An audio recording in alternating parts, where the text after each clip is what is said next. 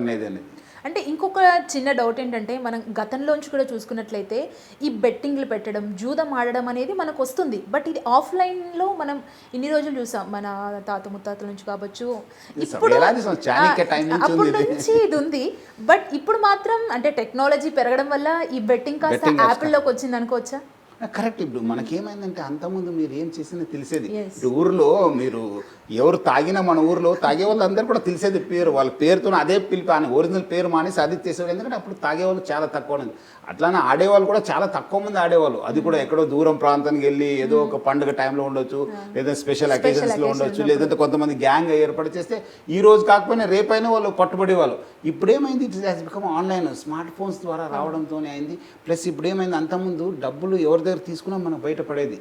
ఇప్పుడు ఏమైంది, ఇప్పుడు మీరు ఫ్రెండ్స్ దగ్గర తీసుకుంటున్నారు, మనకు ఆన్లైన్లో తీసుకుంటున్నారు, ప్లస్ మనకు బ్యాంక్స్ దగ్గర తీసుకుంటున్నారు, ప్లస్ మీకు మెయిన్ లోన్ యాప్స్ వచ్చింది కదా, వాళ్ళందరూ కూడా ఈజీ లోన్ ఇవ్వడంతో ఫ్యామిలీస్ తెలుస్తలేదు, ఫ్రెండ్స్కి తెలుస్తలేదు ఏం చేస్తున్నారు. ఓన్లీ మీకు ఆయన దగ్గర మార్పు వచ్చిందంటేనే అప్పుడు తెలుస్తుంది నేను ఏదో మెంటల్లీ డిప్రెషన్లో ఉన్నారు, ఏదో డబ్బులు కోల్పోతున్నారు, ఏదో బాగా ఆలోచిస్తున్నారు అని చెప్తే అప్పుడే బయటపడతాను, లేదంటే బయటపడే ప్రసంగమే లేదు.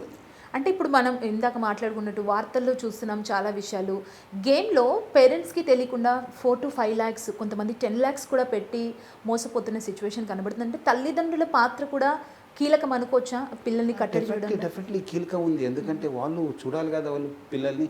ఓకే ఏదో ఇప్పుడు పిల్లలు అయితే పేరెంట్స్ పిల్లలు ఫీజు ఇంకా మ్యారీడ్ కాలేదు, ఇంకా అనే ఎడ్యుకేషన్లో ఉన్నారు, లేదంటే ఇంకా పని ఎత్తుకలాడుతున్నారు అని చెప్పి అది ఒక భాగం, పేరెంట్స్ భాగం. సెకండ్ భాగం ఫ్యామిలీ, మిస్సెస్ కావచ్చు, వాళ్ళు పెద్దవాళ్ళు పిల్లలు ఉంటే వాళ్ళు కూడా చూసుకోవడము. ఇట్లా మా ఫాదర్ కావచ్చు, వీళ్ళు ఏమాదరు ఇల్లీగల్ యాక్టివిటీస్లో ఇన్వాల్వ్ అవుతున్నారా, పేరెంట్స్ అయితే మా బాబు ఏమాదరు ఇల్లీగల్ యాక్టివిటీస్ అంటే వాళ్ళు కూడా they should keep a focus on it. ఎందుకంటే ఇప్పుడు అంతా స్మార్ట్ ఫోన్ అయింది, ఎక్కడైనా ఏమాదరు చేసుకోవచ్చు. సో అలాంటి ఉన్నప్పుడు మన వాడు ఏమాదరు ఇల్లీగల్ యాక్టివిటీ చేసుకోవాల్సిందని చెప్పి ఫ్యామిలీ పైన ఉంది, పేరెంట్స్ పైన కూడా ఉంది. ముఖ్యంగా వాళ్ళు ఆ మనుషులు వచ్చే మార్పుని వాళ్ళు ఎప్పుడు కూడా చూస్తూనే ఉండాలి, అప్పుడే వాళ్ళకి తెలుస్తుంది. లేదంటే ఒకటే రోజు కానీ ఇట్లా పోయి ఇట్లా ఆడి ఇట్లా నష్టపోయేది ఉండదు కదా. అది ఇట్స్ కంటిన్యూస్ ప్రాసెస్గా స్లోగా పాయిజన్కి ఇచ్చినట్లు వాళ్ళు దింపి ఒకరోజు ఖతం చేస్తారు. సో అది వాళ్ళు వాచ్ చేస్తేనే బయటపడుతుంది, లేదంటే లేదు.